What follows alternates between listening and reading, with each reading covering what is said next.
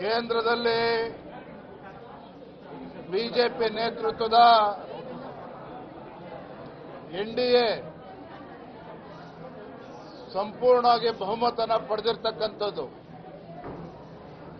295ಕ್ಕೂ ಹೆಚ್ಚು ಕ್ಷೇತ್ರಗಳಲ್ಲಿ ಭಾರತೀಯ ಜನತಾ ಪಾರ್ಟಿ ಮತ್ತು ಎನ್ಡಿಎ ಮಿತ್ರಕೂಟ ಮುನ್ನಡೆಯನ್ನು ಸಾಧಿಸಿರ್ತಕ್ಕಂಥದ್ದು.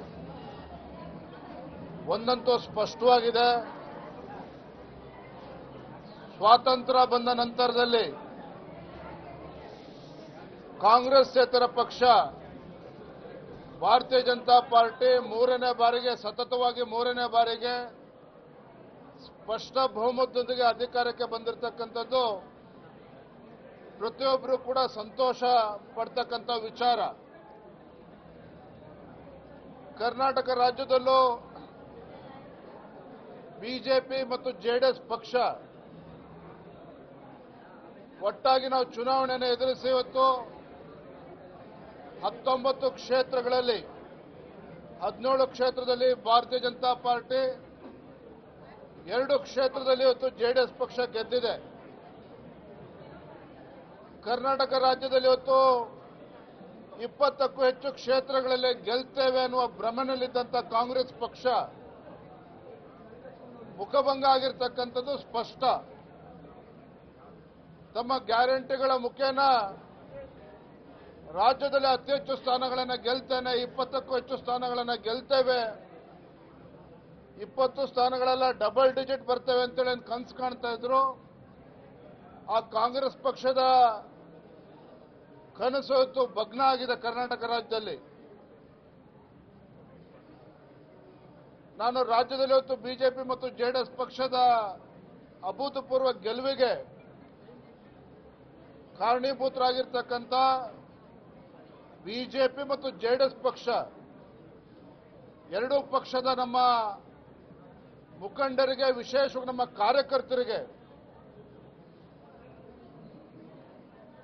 ನಮ್ಮ ಕಾರ್ಯಕರ್ತರಿಗೆ ಇವತ್ತು ಅಭಿನಂದನೆ ಸಲ್ಲಿಸೋದಕ್ಕೆ ಇಚ್ಛಪಡ್ತೇನೆ. ರಾಜ್ಯದ ಮತದಾರರಿಗೆ ನಾನು ಈ ಸಂದರ್ಭದಲ್ಲಿ ನನ್ನ ಕೃತಜ್ಞತೆಯನ್ನು ಕೂಡ ನಾನು ಸಲ್ಲಿಸ್ತೇನೆ. ಗ್ಯಾರಂಟಿಗಳ ಬಗ್ಗೆ ಸಾಕಷ್ಟು ಚರ್ಚೆಗಳಾಗಿತ್ತು. ಇದೆಲ್ಲವನ್ನು ಮೀರಿ ನಮ್ಮ ರಾಜ್ಯದ ಪ್ರಜ್ಞಾವಂತ ಮತದಾರರು ಕಳೆದ ವಿಧಾನಸಭಾ ಚುನಾವಣೆಯಲ್ಲಿ ನಮಗೆ ಹಿನ್ನಡೆ ಆಗಿದ್ರೂ ಸಹ ದೇಶದ ಭವಿಷ್ಯವನ್ನು ರೂಪಿಸತಕ್ಕಂಥ ಚುನಾವಣೆ, ನರೇಂದ್ರ ಮೋದಿಜಿಯವರೇ ಮತ್ತೊಮ್ಮೆ ಪ್ರಧಾನಮಂತ್ರಿ ಆಗಬೇಕು ಅಂತೇಳಿ ಇವತ್ತು ಸಂಪೂರ್ಣವಾಗಿ ಬೆಂಬಲವನ್ನು ನೀಡಿದ್ದಾರೆ. ಹಾಗಾಗಿ ನಾವು ನಮ್ಮ ರಾಜ್ಯದ ಮತದಾರರಿಗೆ ನಾವು ಆಭಾರಿ ಆಗಿದ್ದೇವೆ. ನಾನು ಅವರಿಗೆ ಕೃತಜ್ಞತೆಯನ್ನು ಸಲ್ಲಿಸ್ತೇನೆ. ಹೇಳೋಣ,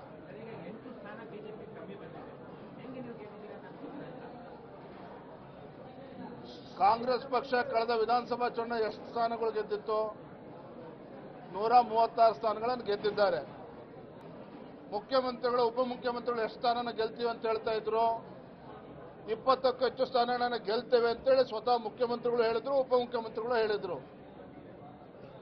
ನಮಗೆ 2-3 ಇವತ್ತು ಸೀಟ್ಗಳ ಸ್ವಲ್ಪ ಮೊದಲು ನಾವು ಸೋತಿದ್ದೇವೆ. ಆಗ ನಾನು ಪ್ರಾಮಾಣಿಕ ಒಂದು ಮಾತನ್ನು ಹೇಳ್ತೇನೆ, ಕಾಂಗ್ರೆಸ್ ಪಕ್ಷದ ಗ್ಯಾರಂಟಿಗಳ ಆರ್ಭಟದ ನಡುವೆನೂ ಸಹ ಈ ಫಲಿತಾಂಶ ನಮಗೆ ತೃಪ್ತಿ ತಂದಿದೆ. ಕರ್ನಾಟಕ ರಾಜ್ಯದಲ್ಲಿ ಇವತ್ತು ಮತದಾರರು ನಮಗೇನು ಆಶೀರ್ವಾದ ಮಾಡಿದ್ದಾರೆ, ಇದ್ರ ಬಗ್ಗೆ ನಮಗೆ ತೃಪ್ತಿ ಇದೆ. ಚುನಾವಣೆ ಮತದಾನ ಆಗ್ತಕ್ಕಂಥ 3 ದಿನಗಳ ಹಿಂದೆ 3 ತಿಂಗಳಿಂದ ಪೆಂಡಿಂಗ್ ಇದ್ದಂತ ಅವತ್ತು ಹಣವನ್ನು ಪ್ರತಿಯೊಬ್ಬರ ಅಕೌಂಟಿಗೆ ಸಂದಾಯ ಆಗಿದ್ದು ಕೂಡ ನಿಮ್ಗೆ ನೆನಪಿದೆ. ಆದ್ರೆ ಇದೆಲ್ಲದರ ನಡುವೆನೂ ಸಹ ಮತದಾರರು ನಮಗೆ ಬೆಂಬಲವನ್ನು ನೀಡಿದ್ದಾರೆ, ನಮ್ಗೆ ಆಶೀರ್ವಾದನ ಮಾಡಿದ್ದಾರೆ. ನಮ್ಗೆ ಹಿನ್ನಡೆ ಅಂತೇಳಿ ಖಂಡಿತ ಯಾರು ಕೂಡ ಹೇಳ್ತಕ್ಕಂಥದ್ದಲ್ಲ. ಇವತ್ತು ಬಿಜೆಪಿ ಮತ್ತು ಜೆಡಿಎಸ್ ಪಕ್ಷ ಯಶಸ್ವಿಯಾಗಿ ನಾವು ಚುನಾವಣೆಯನ್ನು ರಾಜ್ಯದಲ್ಲಿ ನಾವು ಎದುರಿಸಿದ್ದೇವೆ. ಏನಪ್ಪ, ಬೆಂಗಳೂರು ಗ್ರಾಮಾಂತರ ಒಂದೇ ಅಲ್ಲ, ಎಲ್ಲ 19 ಕ್ಷೇತ್ರದಲ್ಲಿ ಗೆದ್ದಿರ್ತಕ್ಕಂಥದ್ರ ಬಗ್ಗೆ ಹೆಚ್ಚು ವಿಶ್ಲೇಷಣೆ ಮಾಡಬೇಕಾಗಿದೆ. ಅದು ಬರುವಂಥ ದಿನಗಳಲ್ಲಿ ನಾವು ಮಾಡ್ತೇವೆ. ಎಲ್ಲಿ ಗೆದ್ದಿದ್ದೇವೆ ಅದ್ರ ಬಗ್ಗೆನೂ ಕೂಡ ವಿಶ್ಲೇಷಣೆ ಮಾಡ್ತೇವೆ. ಇವತ್ತೇನು ಕಲ್ಯಾಣ ಕರ್ನಾಟಕದಲ್ಲಿ ನಮ್ಗೆ ಹಿನ್ನಡೆ ಆಗಿದೆ, ಅದ್ರ ಬಗ್ಗೆನೂ ಕೂಡ ವಿಶ್ಲೇಷಣೆ ಮಾಡಬೇಕಾಗಿದೆ. ಬರೋದ್ರಿಂದ ನಾವು ಮಾಡ್ತೇವೆ.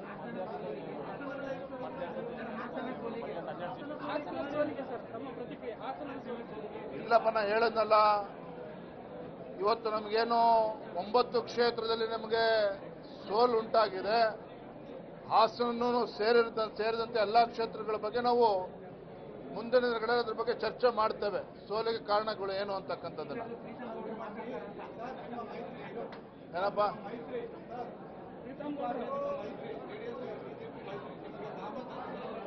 under the dynamic leadership of our Prime Minister Narendra Modi ji, NDA has come back to power with absolute majority.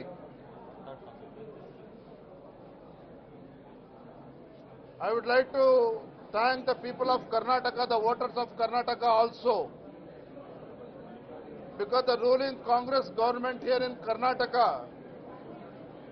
which was under the impression that they are going to win more than 20 Lok Sabha seats here in Karnataka because of their guarantee. So this has not come true. The people of Karnataka has blessed Bharatiya Janata Party as well as JDS. BJP and JDS both put together, we have won 19 Lok Sabha seats here in Karnataka. So at this juncture, I would like to thank the people of Karnataka, the voters of Karnataka, and also I would like to thank both the workers of Bharatiya Janata Party and also JDS, because in spite of Congress party's guarantees, we are able to win 19 MPs. Is a big achievement itself. Even though Congress party was claiming that they are going to win more than 20 Lok Sabha MPs, the people of Karnataka, the voters of Karnataka, has clearly sent a message that this people of Karnataka believes in Modi ji's guarantee, not Congress guarantee. So we have been claiming that in spite of our defeat in last assembly election, our performance in Lok Sabha elections will be much better, has come true. Definitely, as the President of the Bharatiya Janata Party, we are happy with the performance here in Karnataka. So once again, I will thank our lakhs and lakhs of party karyakartas for this amazing victory here in Karnataka. Thank you. BJP JDS ವಿಫಲವಾಗಿದೆ ಅಂತ ಅನ್ಕೊಂತೀರಾ? ನೀವು ಯಾರು ಏನೇ ಹೇಳಿದ್ರು ಸಹ ಕಾಂಗ್ರೆಸ್ ಪಕ್ಷದ ಆರ್ಭಟದ ನಡುವೆ, ಕಾಂಗ್ರೆಸ್ ಪಕ್ಷದ ಅಧಿಕಾರದ ದುರುಪಯೋಗ ಮತ್ತು ಅವರ ಗ್ಯಾರಂಟಿಗಳ ದರ್ಬಾರ್ ನಡುವೆನೂ ಸಹ ಇವತ್ತು ಭಾರತೀಯ ಜನತಾ ಪಾರ್ಟಿ ಮತ್ತು ಜೆಡಿಎಸ್ ಪಕ್ಷ 19 ಕ್ಷೇತ್ರದಲ್ಲಿ ನಾವು ಸಫಲರಾಗಿದ್ದೇವೆ. ಇವತ್ತು ರಾಜ್ಯದ ಮುಖ್ಯಮಂತ್ರಿಗಳ ಆದಿಯಾಗಿ ಕಾಂಗ್ರೆಸ್ ಪಕ್ಷದ ಯಾವುದೇ ಸಚಿವರು ತಮ್ಮ ಬೆನ್ನನ್ನು ತಟ್ಕೊಳ್ತಕ್ಕಂಥ ವಾತಾವರಣ ಅಂತೂ ನಿಶ್ಚಿತವಾಗಿಲ್ಲ. ರಾಜ್ಯದ ಮತದಾರರು ಇವತ್ತು ಮೋದಿಜಿಯವರ ಬಗ್ಗೆ ಭರವಸೆನ ಇಟ್ಟಿದ್ದಾರೆ ಹೊರತು, ಮೋದಿ ಗ್ಯಾರಂಟಿ ಬಗ್ಗೆ ಭರವಸೆ ಇಟ್ಟಿದ್ದಾರೆ ಹೊರತು ಕಾಂಗ್ರೆಸ್ ಪಕ್ಷದ ಗ್ಯಾರಂಟಿ ಬಗ್ಗೆ ವಿಶ್ವಾಸ ಇಲ್ಲ ಅಂತಕ್ಕಂಥದ್ದನ್ನ ಸ್ಪಷ್ಟವಾಗಿ ತೋರಿಸ್ಕೊಟ್ಟಿದ್ದಾರೆ.